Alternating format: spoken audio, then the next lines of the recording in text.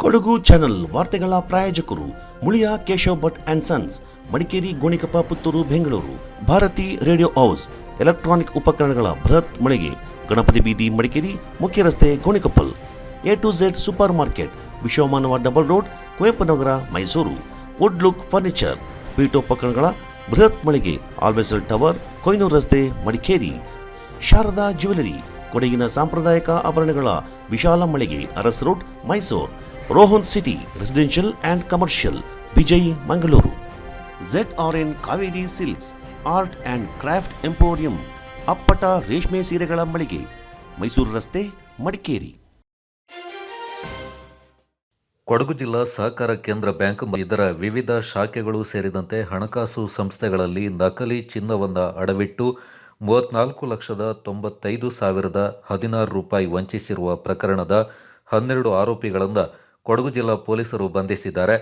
ಜಿಲ್ಲಾ ಪೊಲೀಸ್ ವರಿಷ್ಠಾಧಿಕಾರಿ ಕೆ. ರಾಮರಾಜನ್ ಅವರು ಮಡಿಕೇರಿಯಲ್ಲಿ ಸುದ್ದಿಗೋಷ್ಠಿಯಲ್ಲಿ ಈ ಕುರಿತು ಮಾಹಿತಿ ನೀಡಿ, ನಗರದ ಕೊಡಗು ಜಿಲ್ಲಾ ಸಹಕಾರ ಕೇಂದ್ರ ಬ್ಯಾಂಕ್ ಮುಖ್ಯ ಶಾಖೆಯಲ್ಲಿ ಮೊಹಮ್ಮದ್ ರಿಜ್ವಾನ್ ಕೆಎ ಎಂಬಾತ ಇದೇ ಡಿಸೆಂಬರ್ 4ರಂದು 8 ಚಿನ್ನದ ಬಳೆಗಳನ್ನು ಅಡಮಾನವಿಟ್ಟು ಸಾಲ ಪಡೆಯುವ ಸಂದರ್ಭ ಆಭರಣಗಳನ್ನು ಪರಿಶೀಲಿಸಿದಾಗ ಅವುಗಳು ನಕಲಿ ಎನ್ನುವುದು ಕಂಡುಬಂದಿದೆ.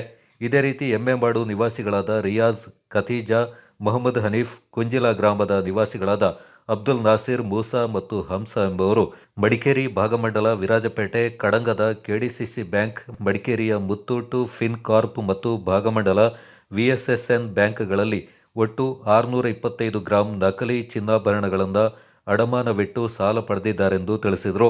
ವಂಚನೆ ಪ್ರಕರಣದಲ್ಲಿ ಕೇರಳ ರಾಜ್ಯದ ಮಲಪುರಂ ನಿವಾಸಿ ನವಾಜ್ ಎಂಬಾತ ನಕಲಿ ಚಿನ್ನ ನೀಡಿರುವುದು ಕಂಡುಬಂದಿದ್ದು, ಮತ್ತಷ್ಟು ತನಿಖೆ ನಡೆಸಿದ ಸಂದರ್ಭ ಈ ಕೃತ್ಯದ ರೂವಾರಿ ಕೇರಳದ ಎರ್ನಾಕುಲಂ ಜಿಲ್ಲೆಯ ಅಕ್ಕಸಾಲಿಗ ಮೊಹಮ್ಮದ್ ಕುಂಜಿ ಎಂಬುದು ಪತ್ತೆಯಾಗಿರುವುದಾಗಿ SP ಅವರು ಮಾಹಿತಿ ನೀಡಿದ್ದಾರೆ.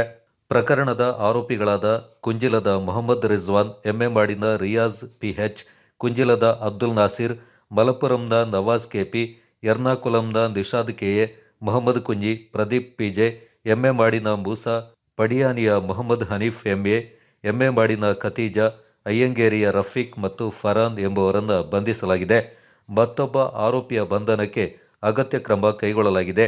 ಒಟ್ಟು ಪ್ರಕರಣದಲ್ಲಿ ಪೊಲೀಸರು 223 ಗ್ರಾಂ ತೂಕದ ಚಿನ್ನ ಲೇಪಿತ 28 ಬಳೆಗಳು, 2 ಲಕ್ಷ ನಗದು, 1.40 ಲಕ್ಷ ಮೌಲ್ಯದ ಒಂದು ಐಫೋನ್ ಅನ್ನು ವಶಪಡಿಸಿಕೊಂಡಿದ್ದಾರೆ. ಬ್ಯಾಂಕ್ ಖಾತೆಯ ಫ್ರೀಜ್ ಮೊತ್ತ 2,08,221, ವಿಮೆ ಮೇಲೆ ಹಣ ಹೂಡಿಕೆಯ 1,26,504 ವಶಕ್ಕೆ ಪಡ್ಕೊಂಡಿರುವುದಾಗಿ SP ರಾಮರಾಜನ್ ತಿಳಿಸಿದ್ದಾರೆ.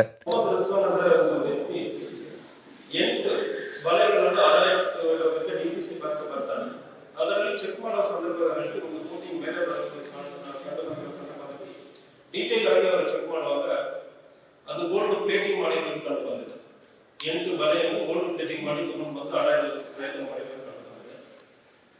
ಅವನು ಅವಾಗ ಮಾತ್ರ ಅಲ್ಲ, ಅದಕ್ಕೆ ಹಿಂದೆ 6 ಸಾರಿ ಅದೇ ಬ್ಯಾಂಕ್ ಅಲ್ಲಿ ಪ್ಲೇಟ್ ಮಾಡಿದ್ದಾನೆ.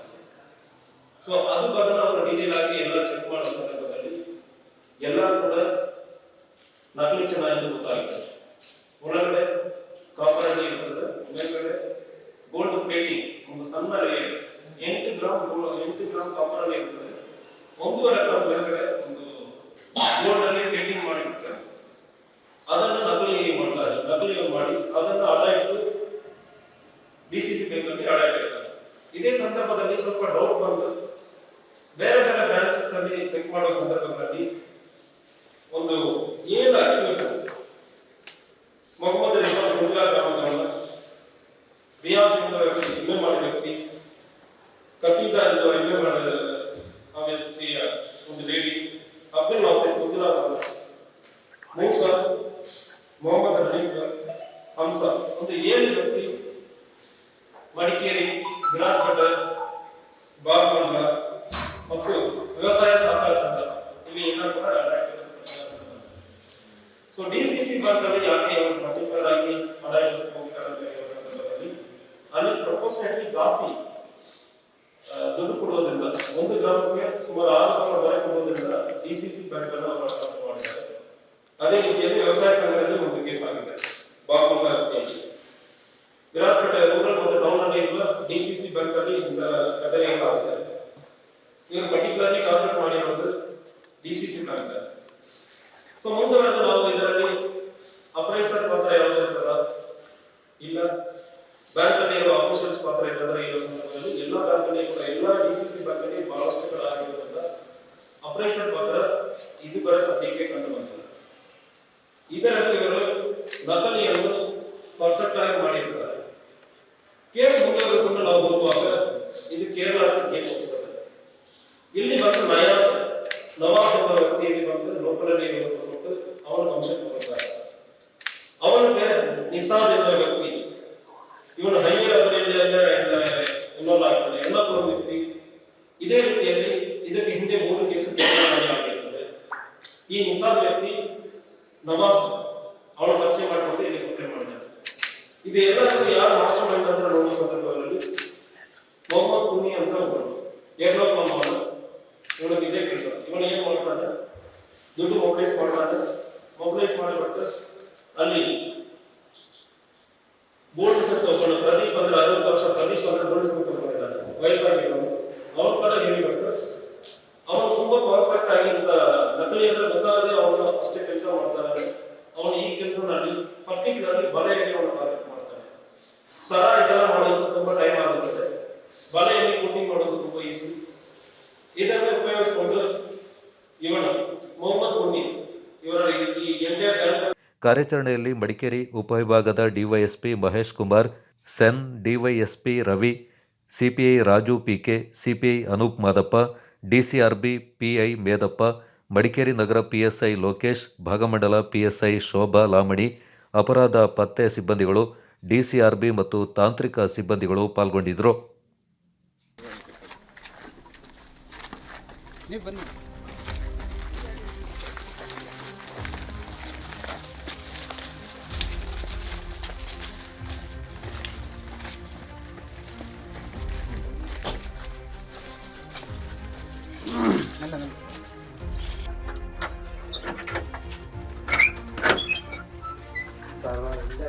ಬಾಬಾ ಗೌರ್ಮೆಂಟ್ ಇದು ಬಂದಿದ್ದು ಅದಕ್ಕೆ ಮೇಲೆ ಗೋಲ್ಡ್ ಅಂತ ಕೆಳಗಡೆ ಏನೇನು ಮಾಡಬೇಕು ಅದನ್ನ ಹೇಳ್ಕೊಂಡು ಮಾಡಬೇಕು. ಎಂದೆಂದು ಹಾಕೋಣ ಅದನ್ನ ಪರ್ನೀಟ್ ಹಾಕೋಣ.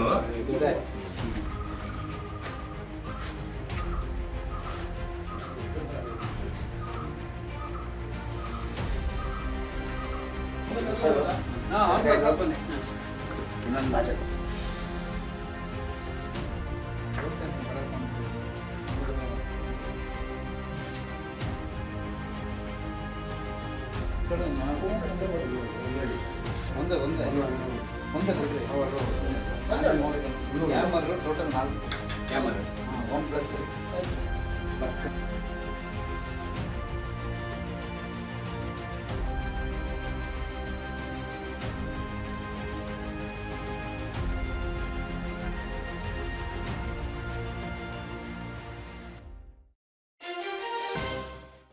ಎರಡು ದಿನಗಳ ಹಿಂದೆ ವಿರಾಜಪೇಟೆ ಪಟ್ಟಣದ ಕಾವೇರಿ ಶಾಲೆಯ ಬಳಿಯಿಂದ ಮಡಿಕೇರಿ ಮುಖ್ಯ ರಸ್ತೆಯಲ್ಲಿ ಹುಲಿ ದಾಟಿರುವ ವಿಡಿಯೋ ವೈರಲ್ ಆದ ಹಿನ್ನೆಲೆಯಲ್ಲಿ ಬುಧವಾರ ಮತ್ತು ಗುರುವಾರ ರಾಜ್ಯ ವನ್ಯಜೀವಿ ಸಂರಕ್ಷಣಾ ಸದಸ್ಯರಾದ ಮೇರಿಯಂಡ ಸಂಕೇತ್ ಪೂವಯ್ಯ ಹಾಗೂ ಅರಣ್ಯ ಇಲಾಖೆ ಅಧಿಕಾರಿಗಳು ಮತ್ತು ಸಿಬ್ಬಂದಿಗಳು ಹುಲಿ ಸೆರೆ ಹಿಡಿಯುವುದು ಅಥವಾ ಕಾಡಿಗೆ ಅಟ್ಟುವ ಕಾರ್ಯಕ್ಕೆ ನಿರಂತರವಾಗಿ ಹಗಲು ರಾತ್ರಿ ಎನ್ನದೆ ಶ್ರಮಿಸ್ತಾ ಇದ್ದಾರೆ. ಗುರುವಾರ ತಮ್ಮ ಗೃಹದಲ್ಲಿ ಪತ್ರಕರ್ತರೊಂದಿಗೆ ಮಾತನಾಡಿದರು. ಸ್ಥಳೀಯ ಶಾಸಕರಾದ ಎಸ್ ಪೊನ್ನಣ್ಣ ಅವರ ಸೂಚನೆ ಮೇರೆಗೆ ಹುಲಿಯಿಂದ ಸೆರೆ ಹಿಡಿಯುವ ಅಥವಾ ಕಾಡಿಗೆ ಅಟ್ಟುವ ಕಾರ್ಯವನ್ನು ಚುರುಕುಗೊಳಿಸುವ ಪ್ರಯತ್ನ ಮುಂದುವರೆದಿದೆ. ಸುಮಾರು 30 ವರ್ಷಗಳಿಂದ ಕಾಡನ್ನು ನೋಡದ ಕಾಡಾನೆಗಳು ಕಾಫಿ ತೋಟಗಳಲ್ಲಿ ಬೀಡು ಬಿಟ್ಟಿದೆ. ಇವುಗಳನ್ನು ತಕ್ಷಣ ಕಾಡಿಗಟ್ಟಲು ಸುಲಭದ ಮಾತಲ್ಲ. ಸುಮಾರು 120 ಕಾಡಾನೆಗಳು ಕಾಫಿ ತೋಟದಲ್ಲಿ ನೆಲೆಸಿವೆ. ಅಲ್ಲದೆ ರೈತರಿಗೆ ತುಂಬಾ ತೊಂದರೆ ಕೊಡ್ತಾ ಇದೆ. ಶಾಸಕರು ಮುಖ್ಯಮಂತ್ರಿಗಳ ಜೊತೆ ಈ ಬಗ್ಗೆ ಮಾತನಾಡಿದ್ದಾರೆ. ಮುಂದಿನ ಕೆಲವು ವರ್ಷಗಳಲ್ಲಿ ಶಾಶ್ವತ ಪರಿಹಾರ ಸಿಗಲಿದೆ ಎಂದು ಸಂಕೇತ್ ಪೂವಯ್ಯ ಮಾಹಿತಿ ನೀಡಿದರು. ಪೇಟೆ ಸಮೀಪ ಕುಕ್ಳೂರು ಕಾವೇರಿ ಶಾಲೆಯಿಂದ ಮಡಿಕೇರಿ ವಿರಾಜಪೇಟೆ ಮುಖ್ಯ ರಸ್ತೆ ಮುತ್ತಪ್ಪ ದೇವಸ್ಥಾನ ತನಕ ನಿನ್ನೆ ರಾತ್ರಿ ಹುಲಿ ಸಂಚಾರ ಆಗಿದೆ ಅಂತಕ್ಕಂಥದ್ದು ಸ್ಥಳೀಯರು ಮಾಹಿತಿ ಕೊಟ್ಟಿದ್ದಾರೆ. ಈಗ ಬೆಳಗಿನ ಜಾವ ನಾವು ಅರಣ್ಯ ಇಲಾಖೆಯಿಂದ ಹುಲಿ ಪತ್ತೆ ಕಾರ್ಯಾಚರಣೆಯನ್ನು ಶುರು ಮಾಡಿದ್ದೇವೆ. ಹುಲಿಯನ್ನು ಕಾಡಿಗಟ್ಟುವಂಥ ಕೆಲಸ ಆಗ್ತದೆ.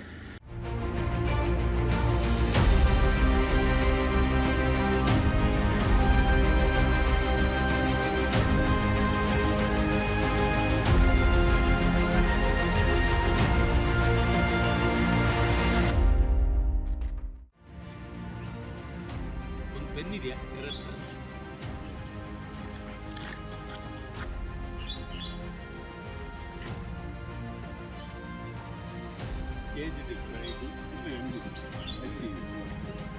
ಸೇಮ್ ಟೈಗರ್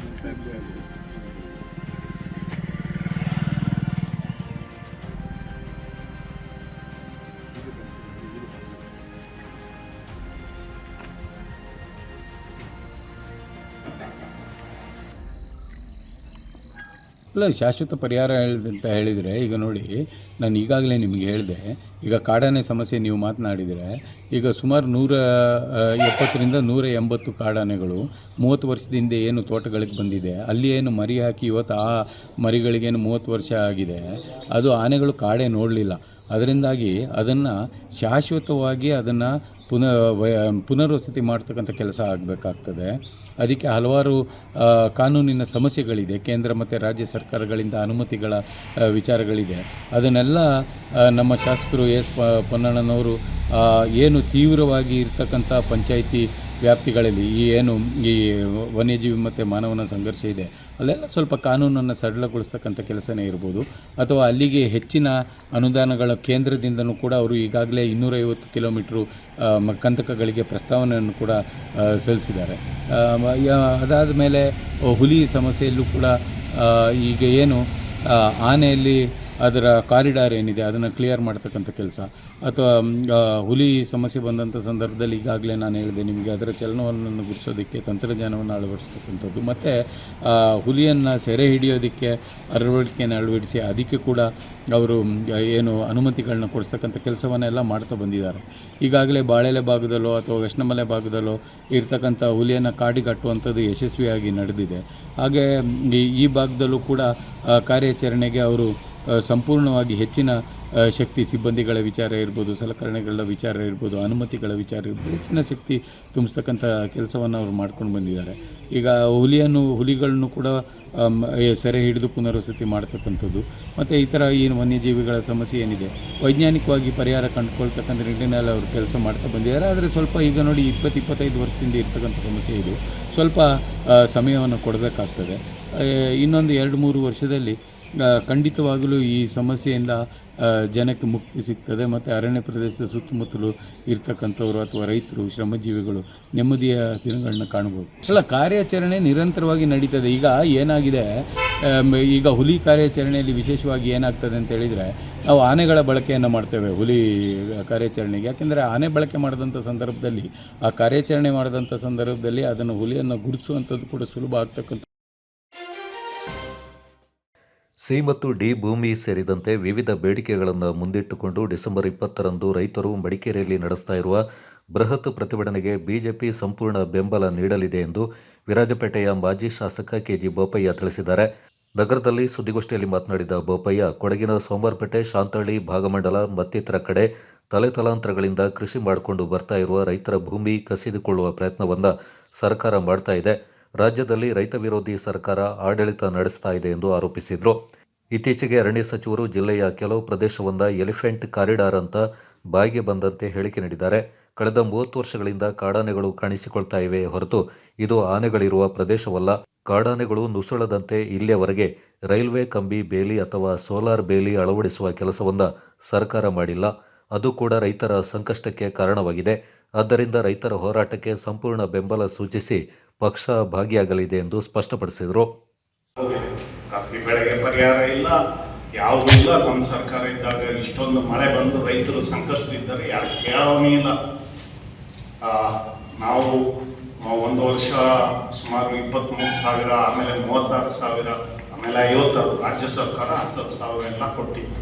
ಇವತ್ತು ಅದನ್ನು ಕೇಳೋದು. ಅದರ ಜೊತೆಗೆ ತಲೆತಲಾಂತರಗಳಿಂದ ವಿಶೇಷವಾಗಿ ಸೋಮವಾರಪೇಟೆ, ಶಾಂತಹಳ್ಳಿ ಭಾಗದಲ್ಲಿ, ಭಾಗಮಂಡಲ ಭಾಗದಲ್ಲಿ ಕೃಷಿ ಮಾಡ್ತಾ ಇದ್ದಾರೆ. CND ಲ್ಯಾಂಡ್ ಹೇಳದೆ ಕೇಳದೆ ಯಾರೋ ಒಬ್ಬ ರಿಟ್ ಹಾಕಿದ ಅಂತ ಬಿಟ್ರೆ, ನೆನೆದು RTC ನೋಡಿ, RTCಲಿ writ petition so and so ಇದರ ಪ್ರಕಾರ ವರ್ಗಾವಣೆ ಮಾಡಿದ್ದು. ಏನು ರಿಟ್ ಪಿಟಿಷನ್ ಹಾಕಿ ಟೈಟಲ್ ಡೀಟ ಒಂದು RTC MC ಇದ್ರೆ ನಮಗೆ ಮಾಲೀಕತ್ವ ಬರ್ತದೆ. ಈಗ ಏನು ವರ್ಗಾಯಿಸಬೇಕಾದ್ರೆ ಅಲ್ಲಿ ಯಾರಿದ್ದಾರೆ, ಅವರು ಎಷ್ಟು ವರ್ಷದಿಂದ ಇದ್ದಾರೆ, ಹೈಕೋರ್ಟ್ ಆದೇಶನೂ ಇದೆ. 1978ಗಿಂತ ಮೊದಲು ಯಾರಾದರೂ ಕೃಷಿ ಮಾಡಿದ್ರೆ ಅವ್ರನ್ನ ಏನು ಮಾಡಬಾರ್ದು, ಅವರಿಗೆ ಹಕ್ಕುಪತ್ರ ಕೊಡಬೇಕು ಅಂತಿದೆ. ಯಾವುದೂ ಇಲ್ಲದೆ ಎಂಟೈರ್ ಸರ್ವೆ ನಂಬರ್ಗಳನ್ನ ವರ್ಗಾಯಿಸಿದೆ. ಇದರ ವಿರುದ್ಧ ಇವತ್ತು ರೈತರು ನಾಳೆ ಮಡಿಕೇರಿಯಲ್ಲಿ ದೊಡ್ಡದಾದ ಚಳವಳಿ ಬರ್ತಾ ಇದೆ. ನಮ್ಮ ಜಿಲ್ಲಾಧ್ಯಕ್ಷರು ನಿನ್ನೆ ಹೇಳಿಕೆಯನ್ನು ಕೊಟ್ಟಿದ್ದಾರೆ. ನಾವು ಅದರಲ್ಲಿ ಸಂಪೂರ್ಣವಾಗಿ ಅದಕ್ಕೆ ಬೆಂಬಲವನ್ನು ಕೊಡ್ತೇವೆ ಮತ್ತು ಈ ಒಂದು ರೈತ ವಿರೋಧಿ ಇವತ್ತೇನು ಧೋರಣೆ ಆ ಅರಣ್ಯ ಮಂತ್ರಿ ಏನೇನು ಬಾಯಿಲ್ಲದೆ ಮಾತಾಡ್ತಾರೆ. ನಾನು ಮನೆ ನೋಡಿದೆ 2000 ಎಕರೆ ಎಲಿಫೆಂಟ್ ಕಾರಿಡಾರ್ ಆನೆ ಸಾಕ 2000 ಎಕರೆ ಎಲ್ಲಿದೆ ಈ ಎಲಿಫೆಂಟ್ ಕಾರಿಡಾರ್? ಈ ಕೊಡಗು ಜಿಲ್ಲೆಯಲ್ಲಿ ಅಥವಾ ಎಲ್ಲೋ ನಾಗರಹೊಳೆಯಲ್ಲಿ ಇತ್ತೇನೋ ಗೊತ್ತಿಲ್ಲ, ಆನೆಗಳಿದ್ದು 25-30 ವರ್ಷದಿಂದ ಈಚೆ. ಹಾಗೆ ಎಲಿಫೆಂಟ್ ಕಾರಿಡಾರ್ ಹೆಂಗೆ ಹಾಕ್ಬಿಡೋದು? ಆನೆಗಳು ಯಾರೋ ಹುಟ್ಲಿಕ್ಕೆ ಮುಂಚೆನೇ ಇಲ್ಲಿದ್ದು ಎಲಿಫೆಂಟ್ ಕಾರಿಡಾರ್ ಅರ್ಥ ಇಲ್ಲದೆ ಮಾತಾಡ್ತಾರೆ. ಎಲ್ಲಿದ್ದು ಆನೆಗಳು ಕೊಡಗು ಜಿಲ್ಲೆ? ನಮ್ಮ ಕಡೆ ಎಲ್ಲ ನಮ್ಗೆ ಗೊತ್ತೇ ಇರಲಿಲ್ಲ, ಇತ್ತೀಚೆಗೆ ಆಗಿತ್ತು. ಹೇಗೆ ಇದು? ಒಟ್ಟಾರೆ ಮಾತಾಡೋದಾದ್ರೆ ಮಾತಾಡೋದು ಅರಣ್ಯ ಮಂತ್ರಿ. ಕೊಡಗಿನ ಸಿದ್ದಾಪುರದಲ್ಲಿ ನೂತನವಾಗಿ ಶುಭಾರಂಭಗೊಂಡಿದೆ Apple Mart wholesale and retail ಬೃಹತ್ ಮಳಿಗೆ. ನಮ್ಮಲ್ಲಿ ಎಲ್ಲಾ ರೀತಿಯ ದಿನಸಿ ಹಾಗೂ ದಿನಬಳಕೆಯ ಗೃಹೋಪಯೋಗಿ ವಸ್ತುಗಳು ಮತ್ತು ಎಲೆಕ್ಟ್ರಾನಿಕ್ ವಸ್ತುಗಳು ಹೋಲ್ಸೇಲ್ ಹಾಗೂ ರಿಟೇಲ್ ದರದಲ್ಲಿ ಲಭ್ಯವಿದೆ. ನಮ್ಮಲ್ಲಿ ಗರಿಷ್ಠ 500 ರೂಪಾಯಿ ಬೆಲೆ ಬಾಳುವ ಸಾಮಗ್ರಿ ಕೊಂಡುಕೊಂಡರೆ 2 ಕಿಲೋಮೀಟರ್ ವ್ಯಾಪ್ತಿಯಲ್ಲಿ ಫ್ರೀ ಹೋಮ್ ಡೆಲಿವರಿ ನೀಡಲಾಗುವುದು. ಅಲ್ಲದೆ ಗ್ರಾಹಕರಿಗೆ ಪ್ರಿವಿಲೈಜ್ಡ್ ಕಾರ್ಡ್ ಮತ್ತು ಗರಿಷ್ಠ 1,000 ಮೊತ್ತದ ಖರೀದಿಗೆ ಕೂಪನ್ ಮೂಲಕ ಬಂಪರ್ ಕೊಡುಗೆಗಳು. ಪ್ರಥಮ ಬಹುಮಾನ ಎಲ್ಇಡಿ ಟಿವಿ, ದ್ವಿತೀಯ ಬಹುಮಾನ ಮಿಕ್ಸರ್ ಗ್ರೈಂಡರ್ ಹಾಗೂ ತೃತೀಯ ಬಹುಮಾನವಾಗಿ 5 ಅದೃಷ್ಟವಂತ ಗ್ರಾಹಕರಿಗೆ ಟೀ ಕಪ್ ಸೆಟ್ಗಳನ್ನು ಪಡೆದುಕೊಳ್ಳುವ ಅವಕಾಶವಿದೆ. ಹಿಂದೆ ಭೇಟಿ ನೀಡಿ ಆಪಲ್ ಮಾರ್ಟ್ ಪೊಲೀಸ್ ಠಾಣೆ ಸಮೀಪ ಸಿದ್ದಾಪುರ, ಕೊಡಗು.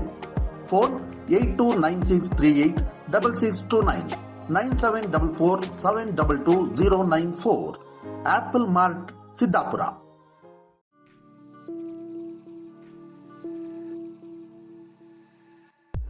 ಮಡಿಕೇರಿಯಲ್ಲಿ ನೂತನವಾಗಿ ಆರಂಭಗೊಂಡಿದೆ ಕೇಶ ವಿನ್ಯಾಸದಲ್ಲಿ ಹೆಸರು ಗಳಿಸಿರುವ, ರಾಜ್ಯದ ಮೂಲೆ ಮೂಲೆಗಳಲ್ಲಿ ತನ್ನ ಶಾಖೆಗಳನ್ನು ಹೊಂದಿರುವ ಸುಸಜ್ಜಿತ ವಿಶಾಲವಾದ ಸಲೂನ್ ಈಗ ಮಡಿಕೇರಿಯ ಹಳೆ ಖಾಸಗಿ ಬಸ್ ನಿಲ್ದಾಣ ಸಮೀಪವಿರುವ ಕೂರ್ಗ್ ಸೆಂಟರ್ ಶಾಪಿಂಗ್ ಮಾಲ್ನಲ್ಲಿ. Shades family salon, first floor near Reliance Trends, Coorg centre shopping mall, Madikeri. Get amazing deals and festive discounts. Advanced haircut and advanced facial.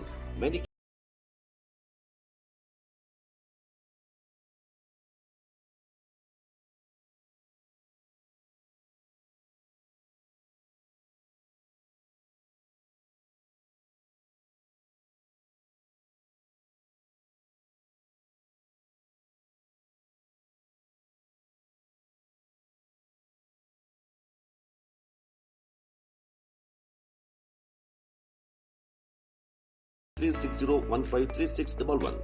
Shades Family Saloon, Madikeri.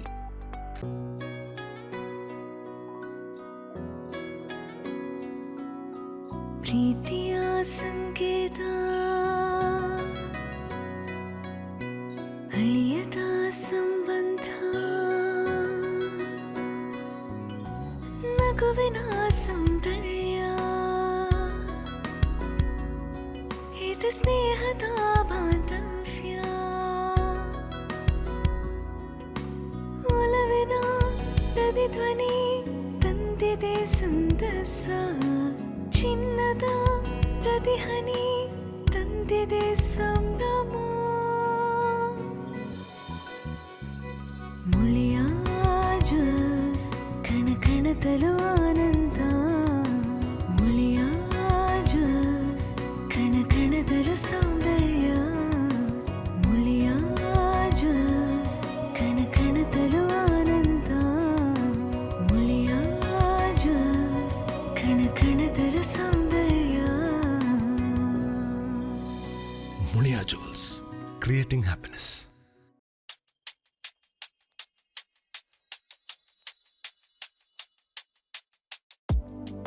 Shining senses in your life.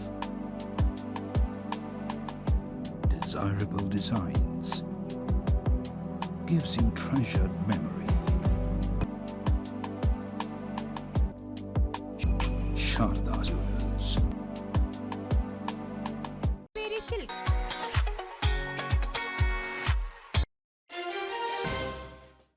Kodagu ಜಿಲ್ಲೆಯಲ್ಲಿ ಗೋಕಳ್ಳತನ, ಗೋಗಳ ಅಕ್ರಮ ಸಾಗಾಟ ಮತ್ತು ಗೋಹತ್ಯೆ ಪ್ರಕರಣಗಳು ಮಿತಿಮೀರಿದ್ದು ಕಾನೂನು ಸುವ್ಯವಸ್ಥೆ ಸಂಪೂರ್ಣ ಹದಗೆಟ್ಟಿದೆ ಎಂದು ಮಾಜಿ ಶಾಸಕ ಕೆಜಿ ಬೋಪಯ್ಯ ಅಸಮಾಧಾನ ವ್ಯಕ್ತಪಡಿಸಿದ್ದಾರೆ. ನಗರದಲ್ಲಿ ಸುದ್ದಿಗೋಷ್ಠಿಯಲ್ಲಿ ಮಾತನಾಡಿದ ಅವರು, ಜಿಲ್ಲೆಯಲ್ಲಿ ಗೋಗಳ ಕಳ್ಳತನ ನಿರಂತರವಾಗಿದ್ದು ಪೊಲೀಸ್ ಇಲಾಖೆ ಯಾವುದೇ ಕಠಿಣ ಕ್ರಮ ಕೈಗೊಳ್ತಾ ಇಲ್ಲ. ಜನರು ಸಹನೆ ಕಳೆದುಕೊಳ್ಳುವ ಮೊದಲು ಗೋಗಳ ಕಳ್ಳರನ್ನ ನಿಯಂತ್ರಿಸಬೇಕು. ತಪ್ಪಿದಲ್ಲಿ ತೀವ್ರ ರೀತಿಯ ಹೋರಾಟ ನಡೆಸಬೇಕಾಗುತ್ತೆ ಅಂತ ಎಚ್ಚರಿಕೆ ನೀಡಿದರು. ಯಾರು ದಿನನಿತ್ಯ ದರೋಡೆ ದಂಧೆ ಇದನ್ನ ಮಾಡ್ತಾರೆ ಅವರು ರಾಜಾರೋಷವಾಗಿ ಮೆರೀತಾ ಇದ್ದಾರೆ. ಯಾರು ಏನೇ ಪ್ರಶ್ನೆ ಮಾಡಿದ್ರು ಧಮಕಿ ಹಾಕುವಂತ ಕೆಲಸ. ಇವತ್ತು ಇರುವ ಸರ್ಕಾರ ನಮ್ದು, ನಮ್ಮ ಸರ್ಕಾರ ಇದೆ, ನೀವು ಏನೂ ಮಾಡೋಕ್ಕಾಗಲ್ಲ ಅನ್ನುವಂಥದ್ದು. ಬಹುಶಃ ಇಂಥ ಪ್ರಕರಣಗಳು ಆದಾಗ ಅನೇಕರು ದೂರು ಕೊಡ್ಲಿಕ್ಕೆ ಹಿಂಜರಿತಾರೆ. ಯಾಕೆಂದ್ರೆ ರಕ್ಷಣೆ. ಈಗ ನಿನ್ನೆ ಎಂ ಬಿ ದೇವಯ್ಯನವರ ಮನೆ ಸಂಬಂಧಪಟ್ಟಂತ ಘಟನೆ ಬೆಳಗಿನ ಜಾವ 3:30 ಆಗಿದೆ. ತಕ್ಷಣ ದೂರವಾಣಿ ಕರೆ ಮಾಡಿದ್ದಾರೆ. ಬೆಳಿಗ್ಗೆ 7:30 ನನಗೆ ದೂರವಾಣಿ ಕರೆ ಮಾಡಿ ಈ ಥರ ನನ್ನ ಕೊಟ್ಟಿಗೆಗೆ ಅಕ್ರಮವಾಗಿ ನುಗ್ಗಿ ಒಂದು ಕರು ಬಿಡುವ ಹಸನ್ನು ತೆಗೆದುಕೊಂಡು ಹೋಗ್ಬಿಟ್ರು. ನಾವು ತಡೆಯೋ ಪ್ರಯತ್ನ ಮಾಡಿದ್ದು ಆಗಲಿಲ್ಲ ಅಂತ ಹೇಳಿ ನಾನು ತಕ್ಷಣ ದೂರವಾಣಿ ಮಾಡಿದ್ರೆ 7:30 8 ಗಂಟೆ ದಾಟಿದೆ. ಅಲ್ಲಿವರೆಗೂ ಒಬ್ಬ ಪೊಲೀಸ್ ಅವರ ಆ ಘಟನಾ ಸ್ಥಳಕ್ಕೆ ಹೋಗಿಲ್ಲ. ಇದು ಯಾವ ರೀತಿಯ ಆಡಳಿತ ಜಿಲ್ಲೆಯಲ್ಲಿ ಈಗ ಅದು ಗೊತ್ತಾಗ್ತದೆ. ಮುಂದೆ ಇವರು ಎಷ್ಟು ರಾಜಾರೋಷವಾಗಿದ್ದಾರೆ ಅಂದರೆ ಅಲ್ಲಿ ಹೇಳುದು. ಕೊಡಗು ಜಿಲ್ಲೆಯಲ್ಲಿ ಸದ್ಯದ ಕಾನೂನು ಹೇಗಿದೆ ಅಂದರೆ ಇಲ್ಲಿ ಗೋ ಕಡಿಯೋದು, ಮಾರ್ಕೆಟ್ ಮಾಡೋದು, ಹತ್ಯೆ ಸಂಪೂರ್ಣ ನಿಷೇಧ. ಸಾಗಾಟನೆ ಸಾಧ್ಯ ಇಲ್ಲ. ಕೊಡಗು ಜಿಲ್ಲೆಗೆ ಪ್ರತ್ಯೇಕವಾದಿ ಬ್ರಿಟಿಷರ ಕಾಲದಿಂದ ಇದ್ದ ಕಾಯ್ದೆ ಇವತ್ತು ರದ್ದಾಗಿಲ್ಲ, ಇನ್ನೂ ಜೀವಂತ ಇದೆ. ಇಷ್ಟು ಇದ್ರೂ ಕೂಡ ರಾಜ್ಯಾರೋಷವಾಗಿ ಅಲ್ಲಿ ಮಾರಾಟ ಮಾಡ್ತಾ ಇದ್ದಾರೆ.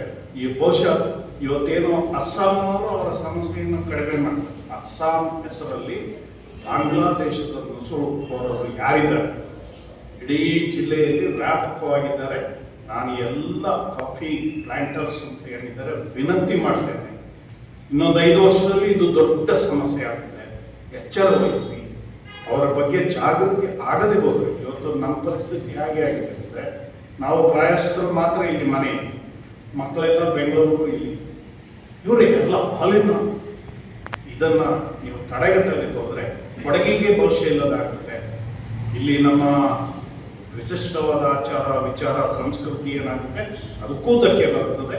ಜಾಗೃತಿ ವಹಿಸಿ ಈ ನುಸುಳುಕೋರರ ಬಗ್ಗೆ ನೀವು ಎಚ್ಚರ ವಹಿಸಲು ಹೋದ್ರೆ ಮುಂದೆ ದೊಡ್ಡ ಅನಾಹುತ ಕಾದಿದೆ ಅಂತ ಮಾತ್ರ ಹೇಳಲಿಕ್ಕೆ ಇಷ್ಟಪಡ್ತೇನೆ. ಕೊಡಗು ಕಾಫಿ ಬೆಳೆಗಾರರ ಸಹಕಾರ ಸಂಘದ ಅಧ್ಯಕ್ಷ ಹಾಗೂ ಬಿಜೆಪಿ ಮುಖಂಡ ಎಂ ಬಿ ದೇವಯ್ಯ ಮಾತನಾಡಿ, ಕೆ ನಿಡುಗಣೆ ಗ್ರಾಮದಲ್ಲಿರುವ ತಮ್ಮ ಮನೆಯ ಕೊಟ್ಟಿಗೆಯಲ್ಲಿದ್ದ 12 ಜಾನುವಾರುಗಳ ಪೈಕಿ 2 ಹಸುಗಳಿಂದ ಕಳ್ಳತನ ಮಾಡುವ ಪ್ರಯತ್ನ ನಡೆದಿದೆ. ಒಂದು ಹಸು ತಪ್ಪಿಸಿಕೊಂಡಿದ್ದು ಮತ್ತೊಂದು ಹಸುವನ್ನ ಕದ್ದೊಯ್ದಿದ್ದಾರೆ ಎಂದು ಆರೋಪಿಸಿದರು. ದಿನ ದಿವಸ 3:50 ಬೆಳಗಿನ ಜಾವ 3:30 ಗಂಟೆ ಹೊತ್ತಿಗೆ ಒಂದು ಸದ್ದು ಕೇಳ್ತೀನಿ. ನಾನು ಎದ್ದು ಹೊರಗೆ ಬಂದು ನೋಡ್ತೀನಿ, ನನ್ನ ಕೊಟ್ಟಿಗೆಯಲ್ಲಿ 1-2 ದನಗಳು ತಪ್ಪಿಸ್ಕೊಂಡಿತ್ತು. ಅಲ್ಲಿ ಇದ್ದಂಥ ದನವನ್ನು ಯಾರೋ ಕಳ್ಳರು ಬಂದು ಜಿಪ್ಪಿಗೆ ತುಂಬಿಸುವಂಥ ಸದ್ದು ಕೇಳ್ತು. ಒಂದು ಹೊಸ ಹಗ್ಗವನ್ನು ತುಂಡು ಮಾಡಿಕೊಂಡು ಹೊರಗೆ ದಾಟುವಾಗ ಸದ್ದು ಕೇಳ್ತಾರೆ. ತಕ್ಷಣ ಹೋಗ್ಬೇಕು, ಬಟ್ ನನ್ನ ಕೊಟ್ಟಿಗೆಗೆ ಸ್ವಲ್ಪ ಹತ್ತಿ ಹೋಗ್ಬೇಕು.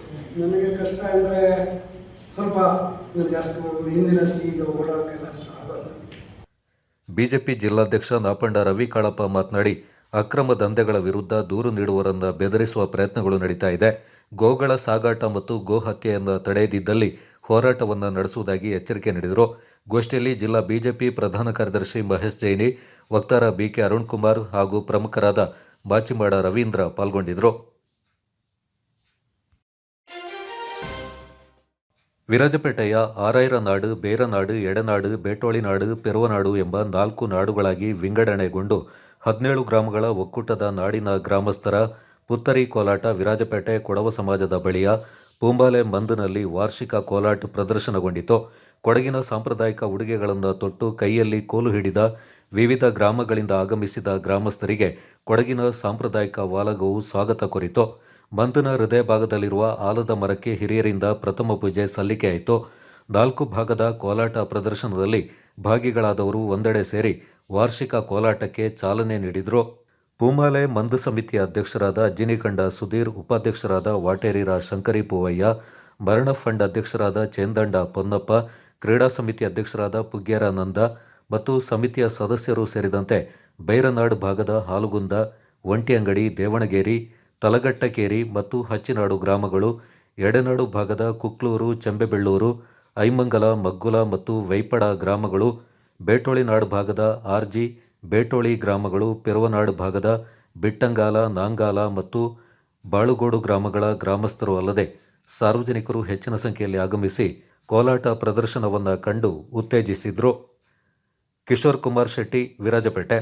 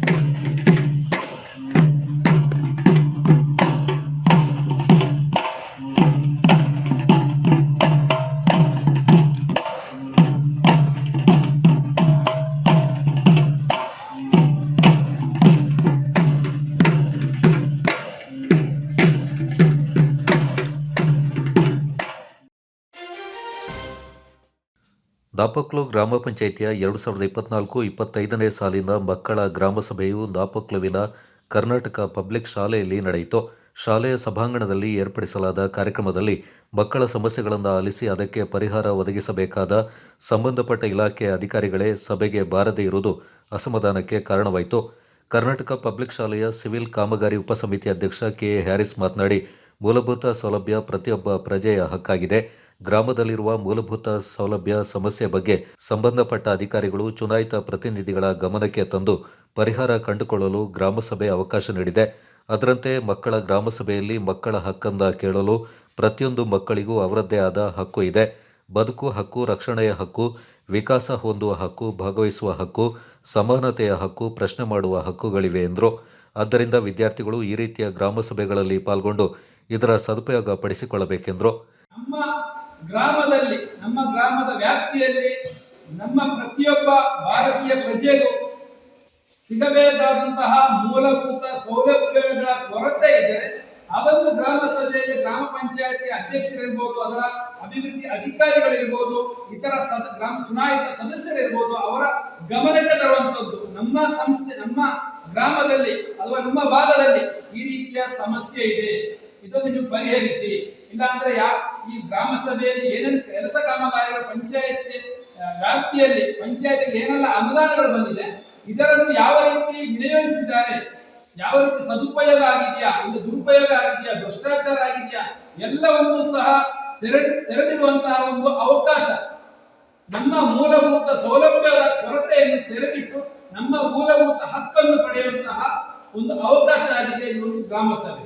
ಆದರೆ ಬಹುಶಃ ವಿಪರ್ಯಾಸ ಏನಂದ್ರೆ ನಮ್ಮ ನಾಪೋಕ್ಲು ಗ್ರಾಮ ಪಂಚಾಯತ್ ವ್ಯಾಪ್ತಿಯಲ್ಲಿ ಇರಬಹುದು, ಬಹಳ ವಿರಳವಾಗಿ ನಮ್ಮ ನಾಪೋಕ್ಲು ಗ್ರಾಮ ಪಂಚಾಯತಿಯಲ್ಲಿ ಸಂಸ್ಥೆಯ ಎಸ್ಡಿಎಂಸಿ ಉಪಾಧ್ಯಕ್ಷ ಎನ್ಎಸ್ ಉದಯಶಂಕರ್, ಗ್ರಾಮ ಪಂಚಾಯತಿ ಅಭಿವೃದ್ಧಿ ಅಧಿಕಾರಿ ಚೋಂದಕ್ಕಿ, ಸಂಸ್ಥೆಯ ಶಿಕ್ಷಕಿ ಕೆಬಿ ಉಷಾರಾಣಿ ವಿದ್ಯಾರ್ಥಿಗಳ ಹಕ್ಕಿನ ಕುರಿತು ಮಕ್ಕಳಿಗೆ ಮಾಹಿತಿಯನ್ನು ನೀಡಿದರು. ಕರ್ನಾಟಕ ಪಬ್ಲಿಕ್ ಶಾಲೆಯ ಪ್ರಭಾರ ಪ್ರಾಂಶುಪಾಲರಾದ ಗಂಗಮ್ಮ, ಗ್ರಾಮ ಪಂಚಾಯತ್ ಅಧ್ಯಕ್ಷೆ ವನಜಾಕ್ಷಿ ರೇಣುಕೇಶ್, ಪಂಚಾಯಿತಿ ಸಿಬ್ಬಂದಿಗಳು, ಅಂಗನವಾಡಿ, ಆಶಾ ಕಾರ್ಯಕರ್ತೆಯರು, ಶಿಕ್ಷಕರು, ವಿದ್ಯಾರ್ಥಿಗಳು ಈ ಸಂದರ್ಭ ಪಾಲ್ಗೊಂಡಿದ್ದರು. Kodagu channel news, Zakariya ನಾಪಕ್ಲೋ. ವಿಮರ್ಶೆ ಮಾಡಲಿಕ್ಕೆ ಅವಕಾಶ ಆಗುತ್ತೆ. ಇಲ್ಲಿ ಗ್ರಾಮ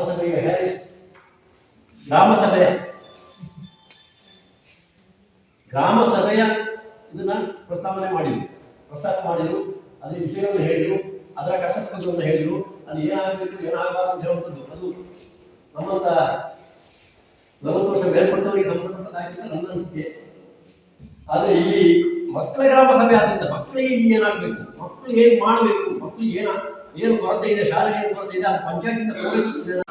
4 ಜನ ಬರ್ತಾರೆ, ಮಾತಾಡ್ತಾರೆ, ವಿಷಯವನ್ನು ನಮಗೆ ಹೇಳಿಕೊಡ್ತಾರೆ.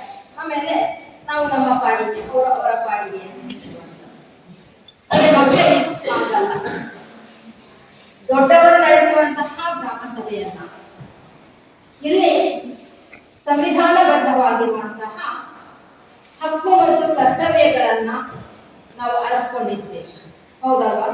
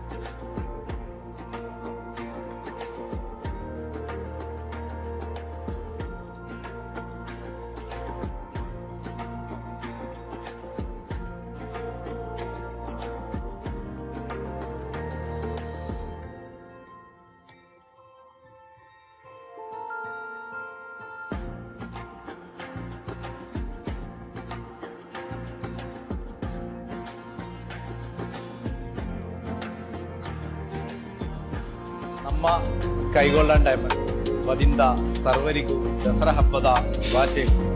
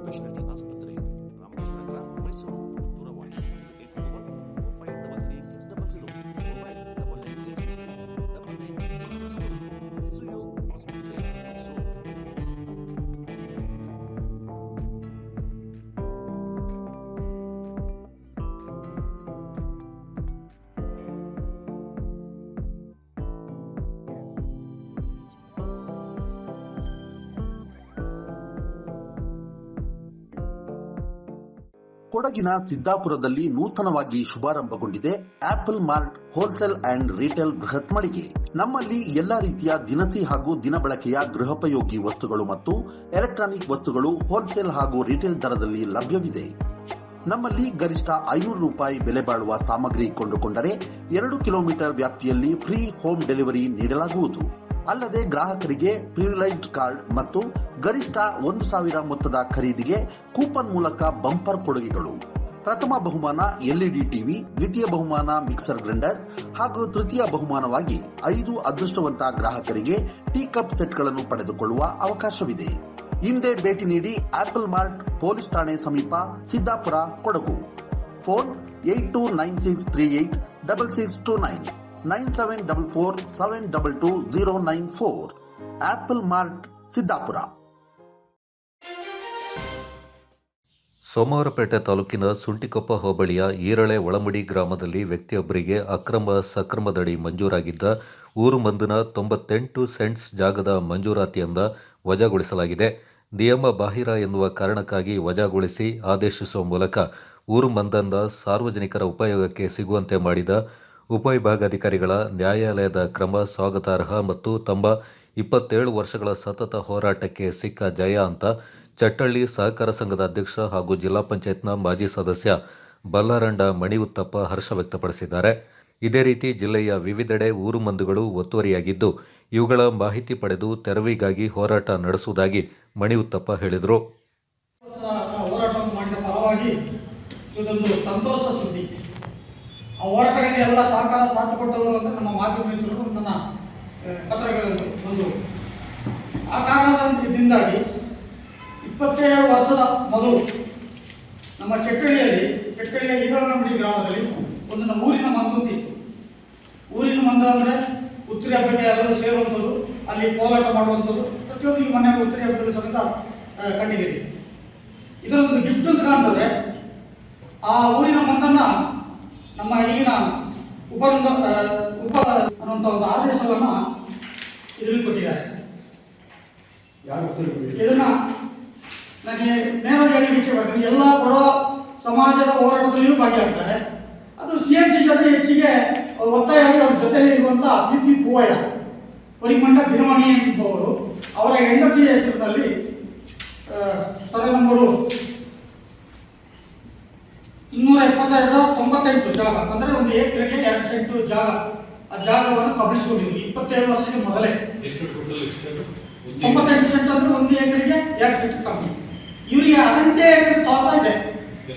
18 ಎಕರೆ ಅವರ ಡಿಕ್ಲೇರ್ ಮಾಡಿರೋದ್ರಿಂದ 18 ಎಕರೆ ಜಾಗ ಇದ್ದವರಿಗೆ ಆಗಿನ ಅರಣ್ಯ ಮಂತ್ರಿ, ಮಾಜಿ ಅರಣ್ಯ ಮಂತ್ರಿಗಳು ಅವರಿಗೆ ಇದನ್ನು ಅಕ್ರಮ ಸಕ್ರಮದಲ್ಲಿ ಅವರ ಹೆಂಡತಿ ಹೆಸರಿಗೆ ಈ ಊರಿನ ಮಂದು ಜಾಗವನ್ನು ಅವರ ಹೆಸರಿಗೆ ಪಹಣಿ ಮಾಡಿಕೊಟ್ಟಿದ್ದರು.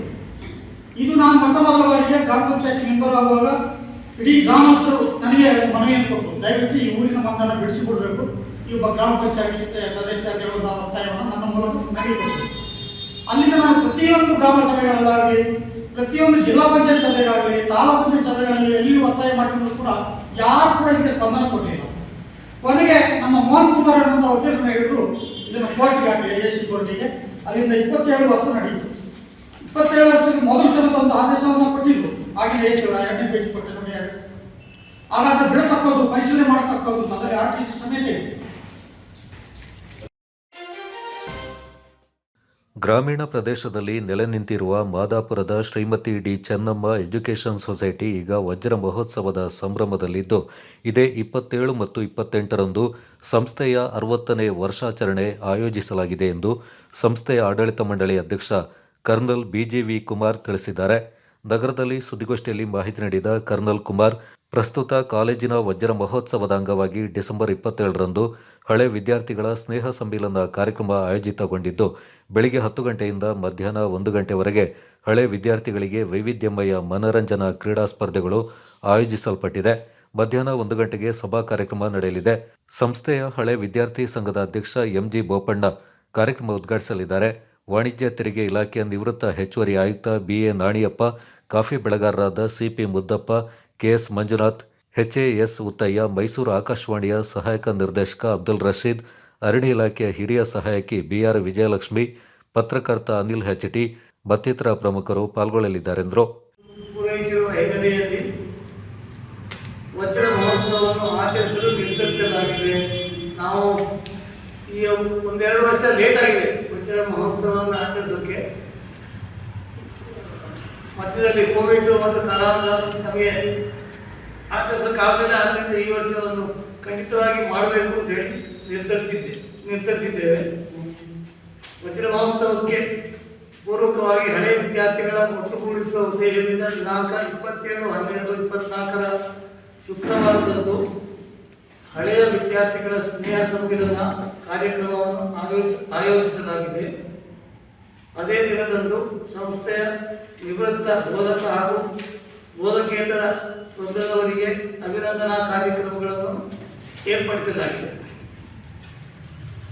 ದಿನಾಂಕ 28 ಡಿಸೆಂಬರ್ 2024 ಶನಿವಾರದಂದು ವಜ್ರ ಮಹೋತ್ಸವ ಕಾರ್ಯಕ್ರಮದ ಅಂಗವಾಗಿ ನೂತನವಾಗಿ ನಿರ್ಮಿಸಲಾಗಿರುವ ಭೋಜನಾಲಯದ ಉದ್ಘಾಟನೆಯನ್ನು ಮುಖ್ಯ ಅತಿಥಿಗಳು ನೆರವೇರಿಸಲಿದ್ದಾರೆ.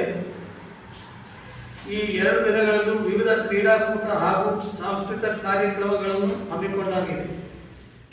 ಸಂಸ್ಥೆಯ ಪ್ರಾಂಶುಪಾಲ ಸಿಜಿ ಮಂದಪ್ಪ, ನಿರ್ದೇಶಕರಾದ ಬಿಎ ನಾಣಿಯಪ್ಪ, ಸಿಪಿ ಮುದ್ದಪ್ಪ, ಉಪನ್ಯಾಸಕ ಮೋಹನ್ ಹೆಗಡೆ ಪಾಲ್ಗೊಂಡಿದ್ದರು. ನಾಪಕ್ಲುವಿನ ಶ್ರೀ ಪೊನ್ನು ಮುತ್ತಪ್ಪ ದೇವಾಲಯದಲ್ಲಿ ಮುತ್ತಪ್ಪ ದೇವರ ಹುತ್ತರಿ வெಳ್ಳಾಟ ಸಾಂಪ್ರದಾಯಿಕವಾಗಿ ಶ್ರದ್ಧಾ ಭಕ್ತಿ ಹಾಗೂ ವಿಜೃಂಭಣೆಯಿಂದ ಸಂಪನ್ನಗೊಂಡಿತು. ಪ್ರತಿ ವರ್ಷವೂ ನಡೆಸಿಕೊಂಡು ಬರ್ತಾ ಇರುವ ಹುತ್ತರಿ வெಳ್ಳಾಟದ ಪ್ರಯುಕ್ತ ಭಾನುವಾರ ಸಂಜೆ 3 ಗಂಟೆಗೆ ಕೇರಳದ ಪ್ರಖ್ಯಾತ ಮಡೆಯನ್ನವರಿಂದ ನೃತ್ಯದ ಮೂಲಕ ದೇವರನ್ನ ಮಲೆ ಇಳಿಸಲಾಯಿತು. ನಂತರ 6 ಗಂಟೆಗೆ ಶ್ರೀ ಪೊನ್ನು ಮುತ್ತಪ್ಪ ದೇವರ வெಳ್ಳಾಟ ನಡೆಯಿತು. ಬಳಿಕ 7:30ಕ್ಕೆ ಗುಳಿಗ ಕುಟ್ಟಿಚಾತ ದೇವರ வெಳ್ಳಾಟ, 9 ಗಂಟೆಗೆ ವಿವಿಧ ವಿಧಿವಿಧಾನಗಳೊಂದಿಗೆ ಜರುಗಿತು. ಈ ಸಂದರ್ಭ ಅಧಿಕ ಸಂಖ್ಯೆಯಲ್ಲಿ ಭಾಗವಹಿಸಿದ ಭಕ್ತಾದಿಗಳು ತಮ್ಮ ಇಷ್ಟಾರ್ಥ ಸಿದ್ಧಿಗಳಿಗೆ ವಿವಿಧ ಹರಕೆ ಸೇವೆಗಳನ್ನು ನೆರವೇರಿಸಿ ಧನ್ಯವಾದ ಹೊಂದಿದ್ರು. ನಂತರ ಹರಕೆ ಕಾಣಿಕೆಗಳನ್ನು ಒಪ್ಪಿಸಲಾಯಿತು. ಈ ಸಂದರ್ಭ ಭಕ್ತಾದಿಗಳಿಗೆ ಅನ್ನ ಸಂತರ್ಪಣೆಯನ್ನು ಏರ್ಪಡಿಸಲಾಗಿತ್ತು. ಕಾರ್ಯಕ್ರಮದಲ್ಲಿ ಶ್ರೀ ಪೊನ್ನು ಮುತ್ತಪ್ಪ ದೇವಸ್ಥಾನದ ಆಡಳಿತ ಮಂಡಳಿ ಅಧ್ಯಕ್ಷರಾದ ಎಕೆ ಚಂದ್ರನ್, ಕಾರ್ಯದರ್ಶಿ ರಾಜೀವ, ಸಮಿತಿ ಸದಸ್ಯರಾದ ಶ್ರೀಧರ್, ವಿಜಯ್, ದೇವಾಲಯದ ಪೂಜಾರಿ ಹರಿದಾಸ್, ಸಮಿತಿ ಸದಸ್ಯರು ಹಾಗೂ ಗ್ರಾಮದ ಪ್ರಮುಖರು, ಊರ ಪರವೂರಿನ ಭಕ್ತಾದಿಗಳು ಅಧಿಕ ಸಂಖ್ಯೆಯಲ್ಲಿ ಪಾಲ್ಗೊಂಡಿದ್ದರು. Kodagu channel news, Duggala Sadananda, Napoklu.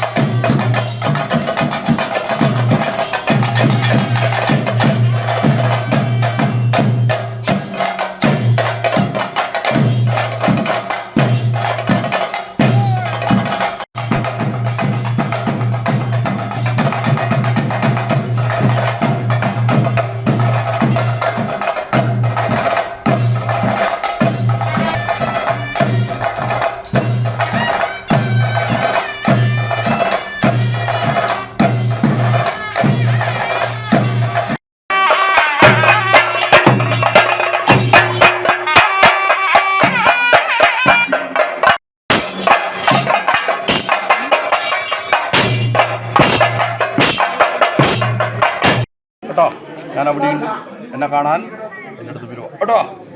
ഇപ്പോഴത്തെ നേരം നിങ്ങളൊക്കെ ഓരോ സ്ഥാനങ്ങളും ഇനിയും വഹിച്ചിരിക്കുന്ന ആൾക്കാരാണല്ലോ.